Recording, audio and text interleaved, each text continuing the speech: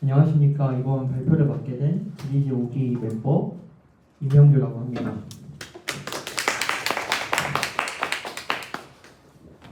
제가 이번에 준비한 주제는 레그인데요. 요즘 LLM 기술 관련해서 되게 핫한 기술이기도 하고 저도 막 챗봇 같은 거 개발하다가 되게 조금 관심이 있어가지고 좀 주의 깊게 한번 공부해봤던 경험을 여러분들과 함께 나눠보고 싶어서 준비해봤습니다.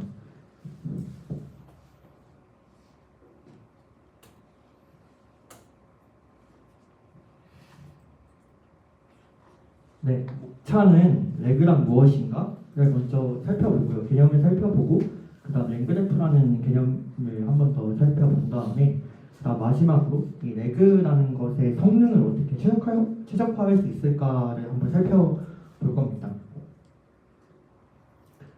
이제 레그란 무엇인가를 먼저 살펴보면 레그는 이제 뭔가 이런 상황이 있을 수 있어요. 여러분들이 GPT한테 강의 자료 기반해서 물어보고 싶은데 이게 무슨 소리냐고 하면 이제 공부하다가 궁금한 점이 생겼을 때 이제 GPT한테 물어보게 되는데 조금 더 이제 자기 수업에서 들었던 뭔가 학습 PDF 기반으로 해서 좀 뭔가 내가 정리한 자료나 내가 필기한 것들 기반으로 해서 뭔가 이 LLM한테 물어보고 답변을 받고 싶다 할 때 사용해 볼 수도 있고요. 또 막 지난 학기에 웹 프로젝트 막 있는데 그거에 대해서 정리할 때가 생겼습니다. 근데 이제 보통 뭔가 그 자료를 막 다 찾아봐야 되는데 이러한 자료들을 뭔가 아카이빙해서 이 레그라는 것을 이용하면 이 GPT LLM이 이 내가 했던 프로젝트를 다 기억하고 있고 그거에 대한 정보를 가지고 있기 때문에 내가 지난 학기에 뭐 이런 어떤 프로젝트 했더라라고 물어보면 뭐 형규님은 지난 학기에 뭐 레그 프로젝트 하셨어요. 뭐 이렇게 다 뭐 기술 블록으로 써주고 약간 그런 기능도 한번 해볼 수 있습니다. 일단 GPT의 문제점은 뭐 이렇게 적었는데 GPT 이렇게 LLM을 사용하실 때 보통 이러한 단순한 구조로 사용을 하실 텐데요. 이제 궁금한 것이 생겼을 때 질문을 하고 그게 GPT가 그거에 대해서 생각을 하고 답변을 내놓는 방식입니다. 근데 이러한 GPT는 최근 지식과 특수한 지식이 없다는 문제점이라고 하면 문제점이 있을 수 있습니다. 예를 들어서 제가 이제 가장 최근에 나온 모델이잖아요. GPT-5가 GPT-5한테 오늘 언제까지의 지식을 학습했냐고 물어보면 GPT-5는 2024년 6월까지 데이터를 학습했다고 답변을 하거든요. 지금이 2025년 10월 거의 끝나고 11월인데 최근에 나온 GPT-5도 약간 거의 1년의 텀 이상을 가지고 좀 오래된 자료라고 할 수 있죠. 좀 1년의 그 텀의 자료에 대해서는 학습을 못한 거죠. 그러면 2025년에 일어난 일은 모르는 거야 라고 물어봤을 때 GPT는 모르긴 한데 웹 검색을 해볼 수는 있어요 라고 해서 자기가 사전에 이 모델이 학습하지 않은 데이터는 이 웹 검색을 통해서 조금 답변을 하는 그렇게 보완하고 있습니다. 근데 제가 조금 커스텀한 이게 인터넷에 알려지지 않은 웹 검색으로도 알려지지 않은 데이터에 대해서는 그럼 어떻게 다뤄볼 수 있냐? 약간 예를 들어서 우리 가족 몇 명이야? 라고 물어봤을 때 GPT가 답변할 수 있을까요? 그거는 안 되죠. 그거는 GPT도 모르기 때문에 답변을 할 수 없는 상황입니다. 그러니까 이게 특수한 지식이 없다고 저는 표현을 했는데요. 그러면 이거를 어떻게 좀 잘 해볼 수 있을까? 뭔가 이 웹에 기재가 되어 있지 않은 문서들을 바탕으로 이 LLM을 하고 싶을 수 있어요. 기업에서 보시면 요즘 되게 기업에서도 생성형 AI를 통해서 뭔가 업무 보조를 되게 많이 하는데 기업에 있는 자료들은 보통 이제 보안상의 이유로 웹에 공개가 되어 있지 않거든요. 근데 이제 그러한 이제 뭔가 보안적인 요소나 자기 뭔가 이제 특수한 산업에 이 특정된 자료를 기반으로 생성형 AI 답변을 받고 싶다, 이 LLM과 소통하고 싶다 할 때 레그라는 기술을 씁니다. 그러니까 이제 그러한 아까 자료 지식들을 외부 지식이라고 저는 표현을 했는데요. 그러니까 LLM에게 이 외부 지식을 실시간으로 참고할 수 있게 하자. 이게 바로 레그의 개념이라고 보시면 될 것 같습니다. 그러니까 레그를 쓰면 뭐가 좋을까를 살펴보면 최신 정보를 활용할 수가 있어요.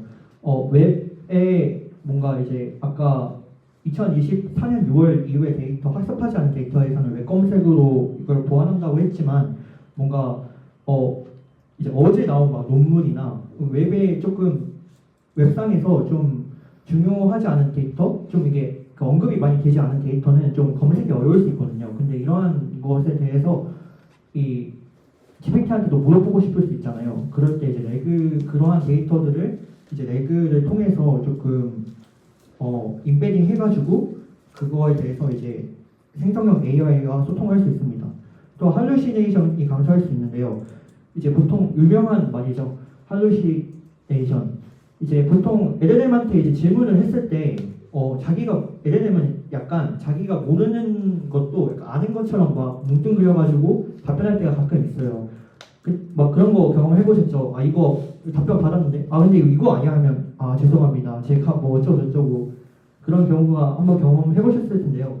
근데 이제 레그를 쓰면 제가 물어보는 거에 대한 정확한 문서들을 맞기 때문에 그거에 정확한 정보를 기반으로 답변을 얻을 수 있다는 장점이 있습니다. 그러니까 LLM의 성능에 무조건 의지하지 않아도 된다는 거죠.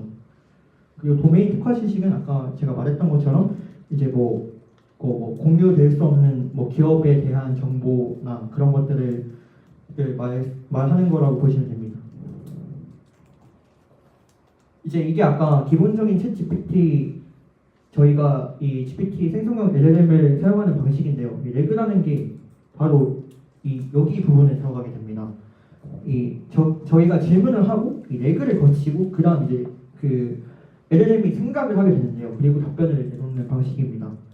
이게 실시간 외부 데이터를 참고할 수 있게 하자가 목표였기 때문에 뭔가 레그를 통해서 저희의 정보들을 한번 검색을 한 다음에 그 검색된 정보를 바탕으로 이 LLM이 사고하고 판단을 해서 답변을 내놓는 방식입니다.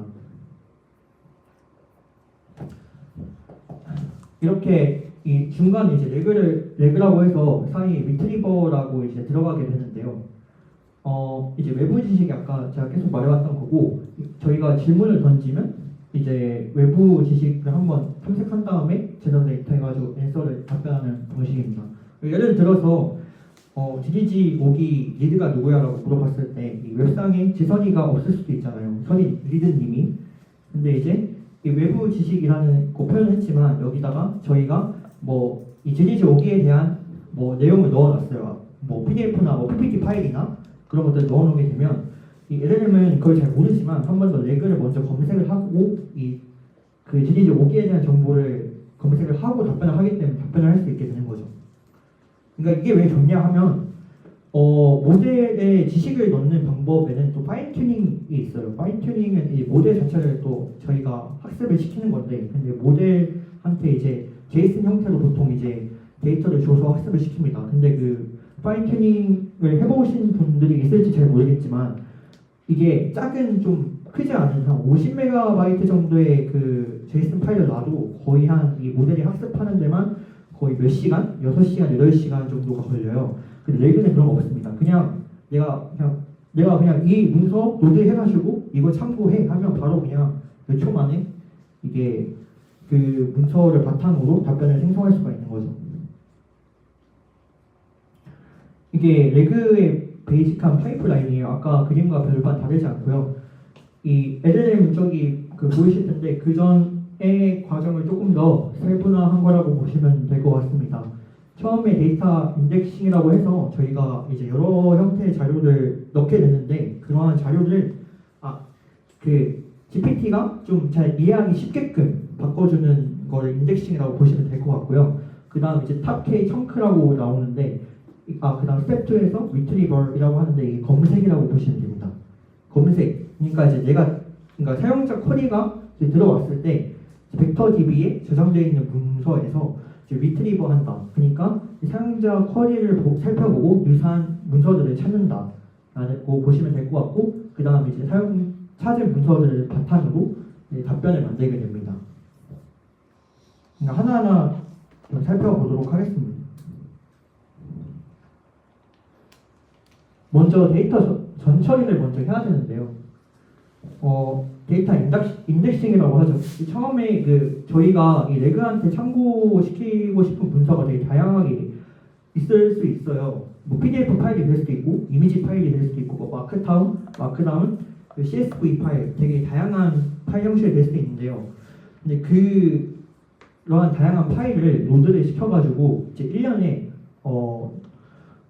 통일된 그러한 다큐멘트라고 하는 그런 객체로 만드는 작업이 데이터 전처리라고 보시면 될 것 같습니다.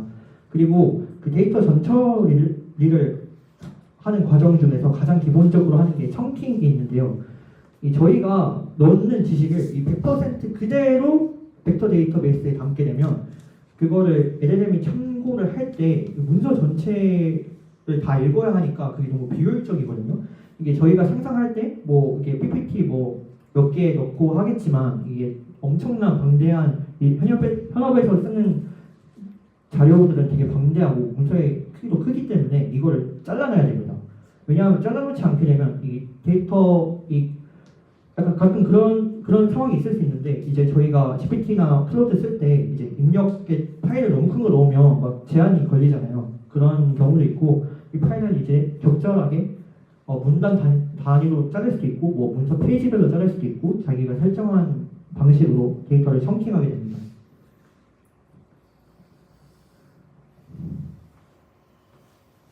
그리고 그 자른 데이터들을 그 벡터 데이터베이스에 넣는 거를 임베딩 한다고 하는데요. 임베딩 하는 거가 무엇이냐면 이렇게 옆에 숫자가 보일 거예요. 이 레그를 사용할 때 기본적으로 벡터 데이터베이스를 사용하거든요. 이 벡터 데이터베이스를 사용하기 위해서 이러한 데이터들을 거기 정보들을 이 벡터화 시키는 거예요.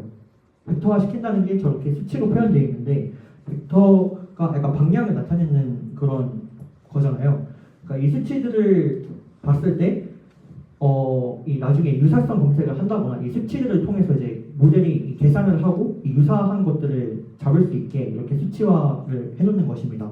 이렇게 수치화를 해놓고 벡터 데이터베이스에 들어가게 되는 거죠. 이제 검색입니다.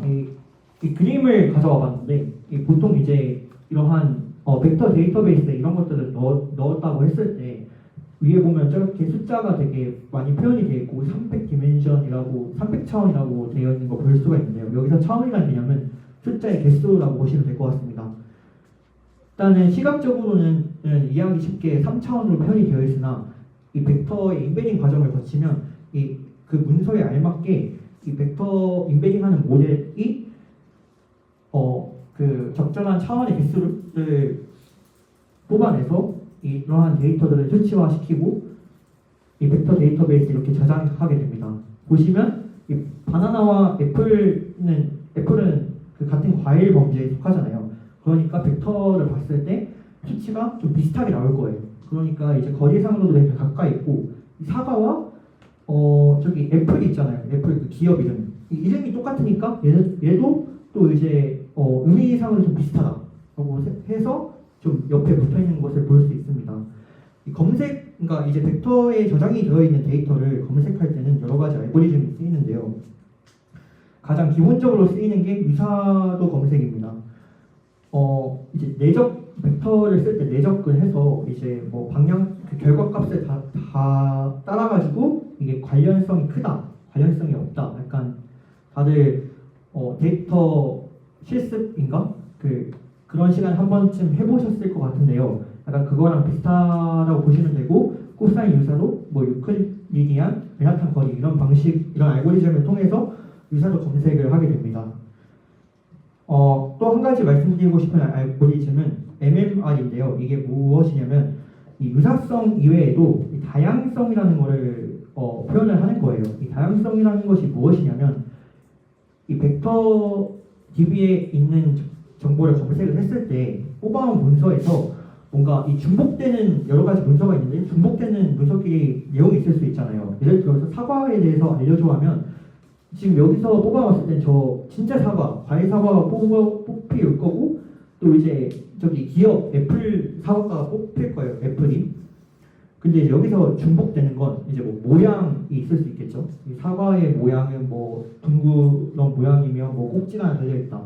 근데 이제 기업인 애플도 이 기업 애플의 로고의 모양은 둥글고 뭐 저기 이파리가 하나 달려 있다.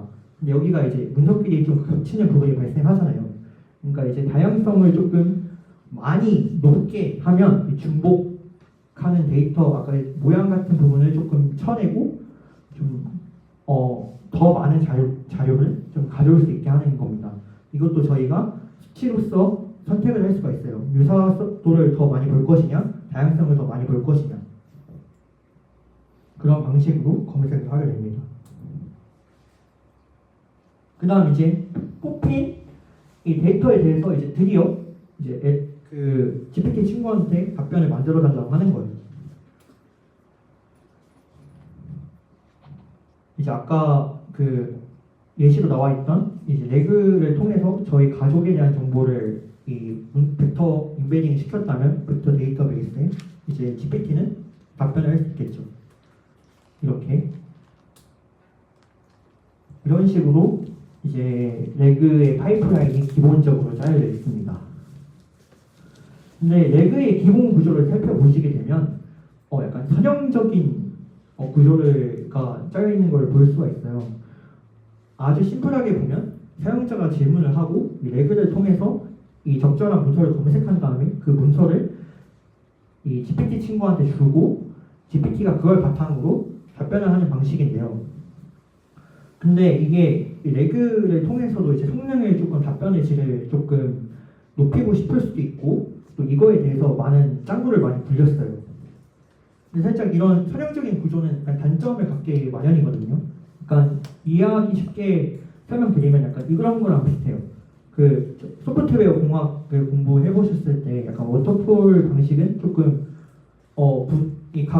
그거의 각 단계마다 뭔가 해야 될 처리 작업이 많고 좀 이제 돌아갈 수가 없다. 그렇기 때문에 살짝 멍청한라고 표현하면 될지 모르겠지만 좀 좋지 않은 그런 방식이고 그 때문에 이 피드백이 되는 돌아갈 수 있는 약간 애자의 방법 빠르게 이제 피드백을 통해서 계속 이제 그 피드백을 바탕으로 좀 더 개선시킬 수 있는 그런 구조가 더 낫다라고 배우셨을 텐데요.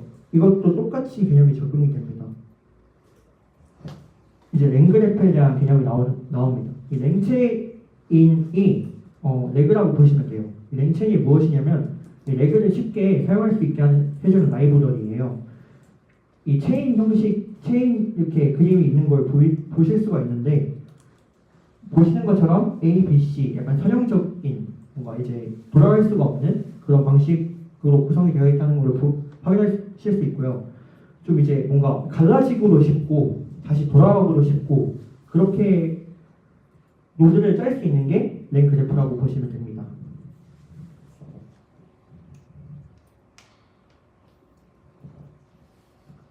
그 랭그래프의 개념들을 간단하게 짚고 갈게요. 이제 가장 좀 랭그래프를 살펴보게 되면 스테이트, 노드, 엣지라고 보시면 되는데요.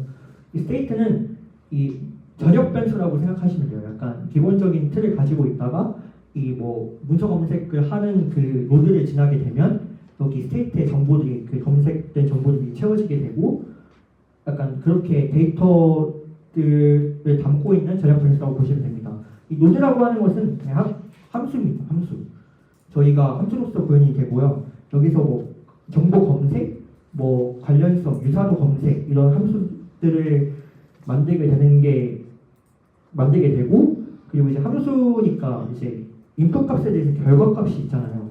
그 결과값을 통해서 이 엣지라고 하는데 그 결과값을 통해서 어디로 갈지 결정하게 되는 게 엣지라고 보시면 됩니다. 랭그래프를 쓰면 이런 게 장점이에요. 저희가 좀 기본적으로 이제 질문을 하고 문서를 검색해서 이제 LLM을 거쳐가지고 답변이 끝났다 이렇게 되는데 이런 상황을 살펴볼 수가 있잖아요. 그러니까 내가 너 문서가 조금 부족해서 뭔가 그냥 순수 LLM한테 질문한 것보다 답변의 질이 안 좋다 그런 경우가 있을 수 있는데요.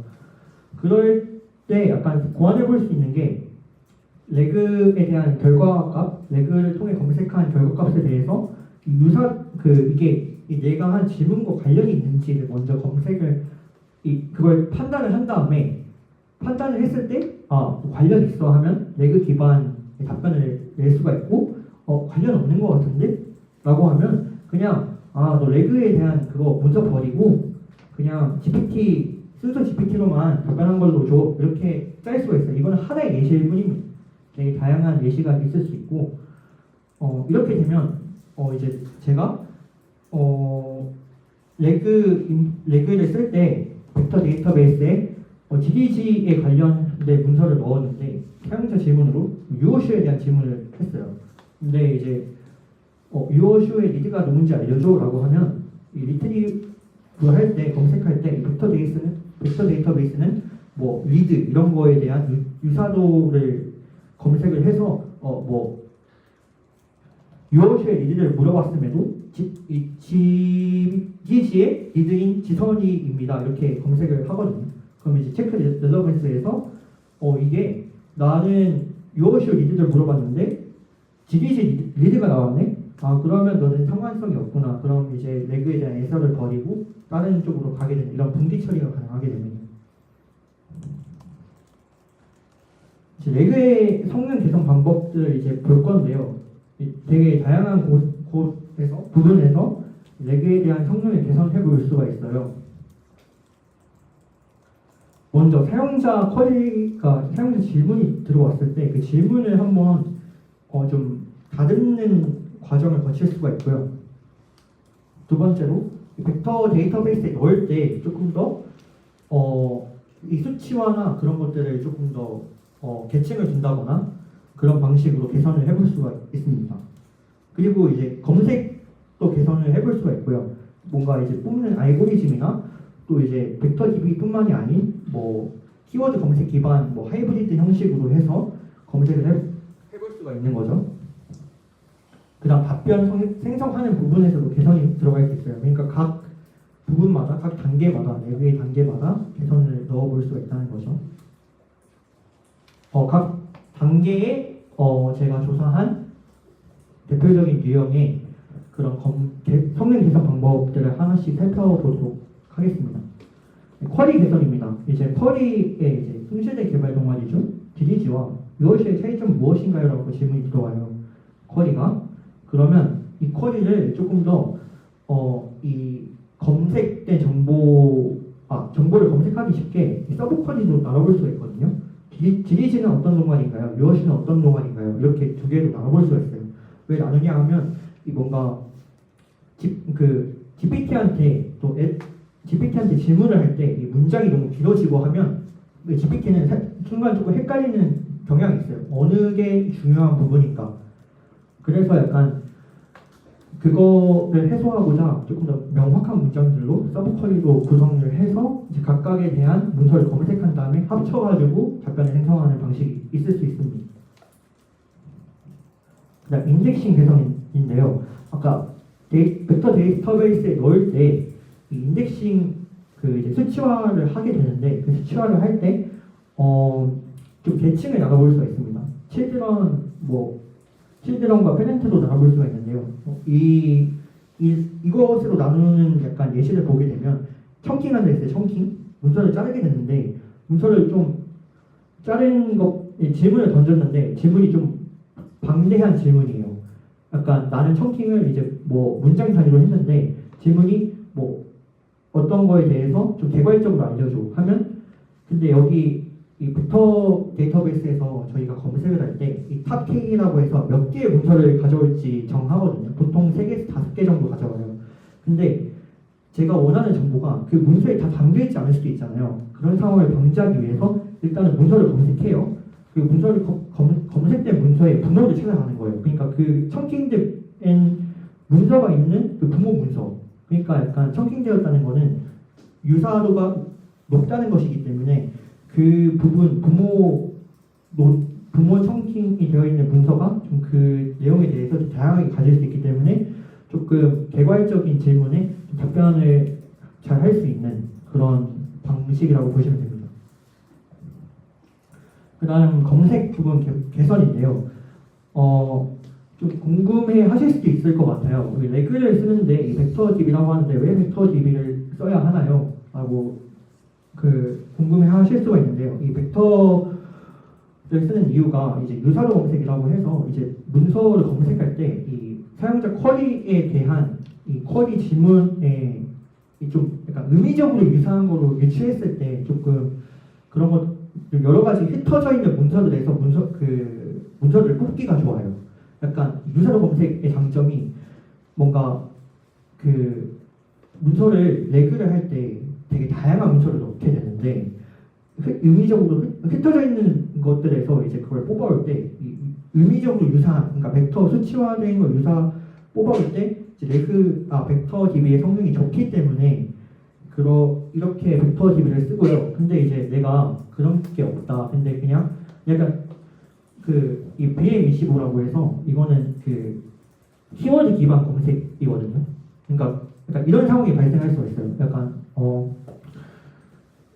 내가 뭐 파일 업로드하는 방법을 알려줘라고 질문을 했는데 약간 이 벡터 데이터베이스에서 뽑아오는 거는 이미지를 업로드하는 방법, 텍스트, 마크다운 업로드하는 방법 이런 것들을 뽑아올 수 있거든요. 근데 나는 그냥 진짜 파일이라는 단어에 꽂혀가지고 이거에 대한 문서를 뽑아오는 게 중요할 것 같아라고 했을 때 키워드가 많이 들어있는 문서를 뽑아오게 됩니다. 제가 약간 예시를 조금 못 든 것 같긴 한데 약간 이해되셨을 거라고 믿고 싶고요. 그래서 벡터 데이터베이스 결국에 아까 K개씩 가져오게 되잖아요. 유사도가 높은 걸 가져오게 될 거고 BM25인 경우에는 내가 이제 질문한 것 중에 이 키워드 매칭이 많이 된 거를 이제 순위별로 가져오게 될 건데요. 리랭크라는 걸 합치는 과정에서 그러면 너는 키워드가 많이 나온 문서에 좀 더 높은 점수를 줄래? 아니면 좀 의미가 좀 유사한 거에 대한 높은 점수를 줄래? 라고 해서 그런 것들을 선택을 해서 조합해서 다시 한번 순위를 재정비하게 되고 매긴 순위에서 이제 상위 몇 개의 문서들을 최종적으로 이제 GPT한테 주게 됩니다. 그러니까 하이브리드 방식이라고 보시면 됩니다. 답변을 생성할 수도 있어요. 답변을 개선할 수도 있어요. 어떻게 개선하는 거냐면 벡터에서 문서 검색을 했는데 양이 너무 방대한 거예요.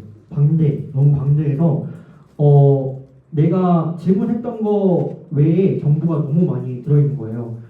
GDG 리드가 누구냐고 물어봤을 때 GDG 리드가 누구인지만 필요한데 다큐멘트 문서 청킹한 범위가 너무 커서 뭐 데브레는 누가 있고 멤버는 누가 있고 이런 정보들은 필요가 없잖아요.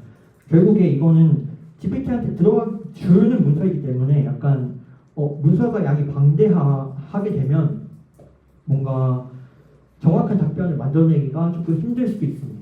조금 더 정확한 답변을 만들어내고 좀 더 엑기스만 모아가지고 GPT한테 주기 위해 이러한 방식을 사용한다고 보시면 될 것 같습니다. 진짜 마지막으로 이 레그의 파이프라인을 자체를 개선해 볼 수도 있어요. 이 파이프라인을 개선한다는 게 무엇이냐면 이 랭그래프 개념을 말씀드렸는데요. 그러니까 랭그래프를 쓸 때 되게 좋은 거죠. 파이프라인을 다루기 쉬우니까. 처음에 에이전트라는 거를 둬요. 그래서 이제 벡터 검색을 하기 전에 벡터 검색을 하는 것도 결국에 비용이기 때문에 내가 이 벡터 검색을 할지 말지 질문이 내가 벡터 검색을 했을 때 이게 얻을 수 있는 이익이 있는지 없는지를 먼저 판단을 해서 있다고 판단이 되면 벡터 검색을 하고 없다고 판단이 되면 그냥 바로 GPT한테 물어보게 되는 이렇게 파이프라인을 구성해 볼 수도 있습니다. 이렇게 다양한 방식의 레그의 성능 개선 방법을 알아봤는데요. 정말 다양한 방식이 있고 각 단계마다 정말 다양한 모델, 다양한 기술들이 있어요. 그러니까 이제 마무리해보자면 레그를 하면서 가장 다뤄보면서 중요했던 게 되게 뭐 여러 단계에서 뭐 이렇게 머리를 많이 써가지고 뭐 이것도 하고 저것도 하고 이것도 하고 막 이것도 붙이고 뭐 하이브리드도 하고 다 했는데 결국에 가장 중요한 건 이 입력하는 데이터가 가장 중요해요. 이 AI라고 해야 되나요? 약간 거기서 되게 중요한 원칙, 간단하고 아주 기본적인 원칙인데요. 기고라고 갈비지 아웃입니다. 쓰레기가 들어가면 쓰레기가 나온다는 거예요. 그렇기 때문에 이 다큐멘트, 이 데이터 전처리를 얼마나 잘 할 것이고 이 데이터의 그 순수 그 정보의 퀄리티가 얼마나 좋은지 그게 가장 우선적으로 고려돼야 될 사항이라고 많이 느끼게 되었습니다. 그리고 파이프라인 설계 시 되게 다양한 기법이 있어요. 뭐 데이터 문서가 뭐 이런 예를 들어보자면 데이터 문서가 영어일 수도 있고 한국어일 수도 있잖아요. 근데 인베딩 모델이 되게 다양한 게 있는데 뭐 GPT가 오픈 AI에서 제공하는 인베딩 모델도 있고 뭐 그 외에 뭐 허깅 스페이스라고 하면은 약간 AI 기터브라고 보시면 되거든요. 거기에 제공하는 뭐 무료 모델 중에 한국어에 특화돼가지고 잘 처리하는 그런 모델들도 있습니다. 결국에 자기의 프로젝트, 자기가 다루는 데이터, 그리고 자기의 파이프라인에 맞춰서 각각의 알고리즘과 기술들을 사용하는 게 그런 전문가적인 사고가 필요하다라고 보시면 될 것 같습니다. 이렇게 에그에 대해서 알아봤고요. 저희 발표는 이상 마치도록 하겠습니다. 감사합니다. 질문 있으시면 질문해 주시면 감사하겠습니다. 네? 그래서 발표자분의 레그를 언제 쓰셨나요? 저는 레그를 구성하는 게 저 프로젝트 하는 게 그 참여 기업 인텔이 있었는데요. 그 인텔의 그 제품 소개 사이트를 가보시면 되게 어려워요. 약간 전문가들이 봐도 전공자가 봐도 되게 어려운 수치들만 있고 막 전문 쟤는 어쩌고 저쩌고 막 이렇게 있어가지고 약간 파악하기 힘들잖아요. 그러니까 이거를 뭔가 사용자 친화적으로 구성을 하고 싶었거든요. 이게 챗봇을 사용하는 게 가장 그런 이유가 클 것 같은데요. 약간 이런 거죠. 내가 뭐 오버워치를 하고 싶은데 어떠한 사양의 CPU나 GPU가 좋을까 하고 물어봤을 때 그거에 대한 답변을 얻게 되는 거죠. 그런 챗봇을 구축하는 데 있어서 레그를 사용해보게 되었습니다. 네. 그 아까 리랭크 네. 얘기가 있었던 것 같은데 이게 합쳐지면서 순위를 어떤 것을 기준으로 둘지 정한다고 네. 했었는데 모델 측에서 정하는 건지 아니면 사용자가 이미 아. 어떤 걸 정해서 하는 건지 어떤 순위로 좀 결정되는지를 리랭크하는 것도 여러 가지 모델이 정할 수도 있어요. 일단 결국에 파이프라인을 통해서 각각의 방식에서 뽑아온 문서들이 있잖아요. 근데 그 순위가 있을 텐데 그냥 간단한 뭐 방식으로 저희가 그냥 함수를 만들어서 나 저기서 오는 거에는 가중치를 줘가지고 이렇게 합쳐볼 수도 있고 아니면 이걸 또 LLM한테 맡길 수도 있어요. 네. 이렇게 계산해줘가지고 뭐 이렇게 가중치를 더 줘라. 아니면 너가 봤을 때 조금 더 좋아 보이는 거 선택해줘라. 이렇게 해서 다시 순위를 메꿀 수도 있습니다.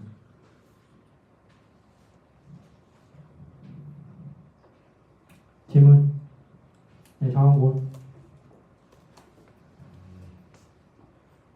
그 알려주신 뭐 서브쿼리라든지 리트리버라든지 어그리게이션 같은 단계가 늘어나면 늘어날수록 질문 하나에 대한 LLM 그 모델의 부하라든지 그런 이슈가 있을 것 같은데 그렇죠. 그거에 대해서는 약간 뭐 해결 방법이 있나요? 뭔가 해결 방법이 뭐 당연히 좋은 질문입니다. 네, 그 성능 부하도 있는데 솔직히 비용 문제도 있어요. 뭔가 이제 이 모델을 결국에 많이 사용하게 되거든요. 모델이나 알고리즘을 많이 사용하게 되는데 이 부하적인 측면 외에도 비용적인 측면이 또 들어갑니다. 내가 막 이 리랭크하는 과정에서 뭐 GPT 모델을 썼어 하면 또 그것도 토큰에 대해서 비용이 부과될 수가 있거든요. 근데 이제 그러니까 자기 상황에 맞게 조금 잘 알고리즘을 선택하고 조금 더 싼 파이프라인을 구축하는 것도 되게 중요하다고 생각합니다. 네. 성능 부하에 대해서는 어쩔 수 없는 판단이 없을 수도 있다.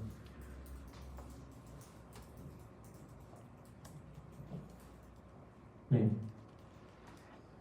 더 이상 질문 없으시면 마무리하도록 하겠습니다. 감사합니다.